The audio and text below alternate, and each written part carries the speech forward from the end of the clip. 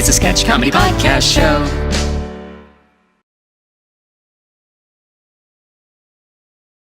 Yes, so Tony, you want to join us here on the cruise ship? Absolutely. I think I have a requisite skill set. Fantastic. Some of the things we're looking for on the cruise ship is we need someone who's very good at corralling people. So can you corral people and get them organized into a spot? I spent the summer on a billy goat farm. And what's interesting about billy goats is they don't all have the classic goatee that you would think. You would walk in, you would think, okay, I'm going to see a lot of guys that look like Nickelback fans and things like that. Oddly enough, billy goats come in all various kinds of facial hair. And so when you're trying to corral them, believe it or not, billy goat will respond really well to a nip at the heel.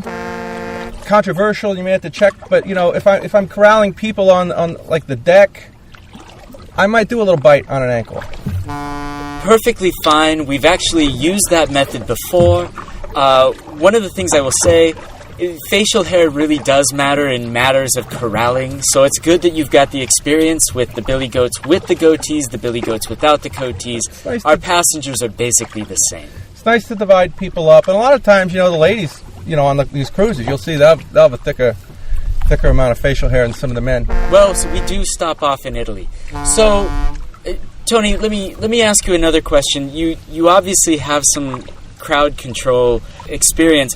We also have some need in the kitchen for a sous chef. Have you ever had any experience in the kitchen? Let me be frank. I've spent a lot of time in the kitchen. I've not. I thought cooked. Your name was Tony. I have not had any experience cooking sous per se. I'm a chef with experience. You put me in there, you give me the right ingredients, the right tools, I'm going to come out with something good, be it sous or be it, a salad. Okay. You understand what I'm saying? Outstanding. Well, that's exactly what we wanted to hear.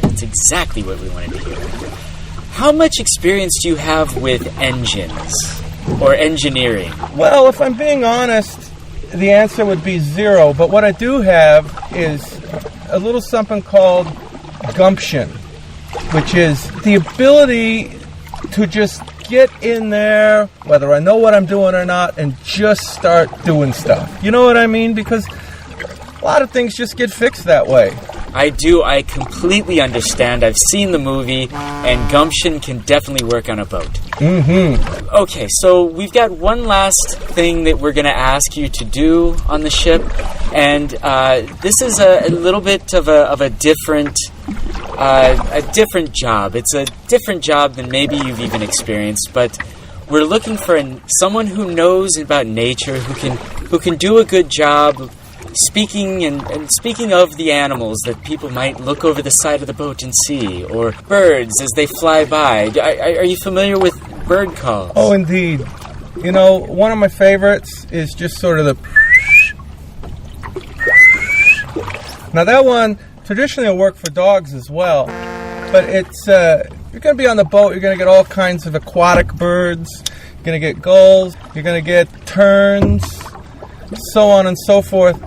I'm able to identify them and speak with them on their level. Now, I'll be speaking at them, they will not be speaking back, but I will be able to interpolate that to the people on the cruise ship, indeed in an order of my gumption. Does this make sense to you? It does not, but that doesn't matter. The question I have is, do you have any other bird calls?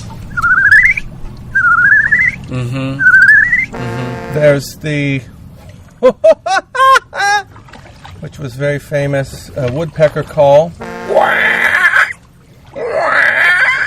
which is the pterodactyl, which I believe are extinct.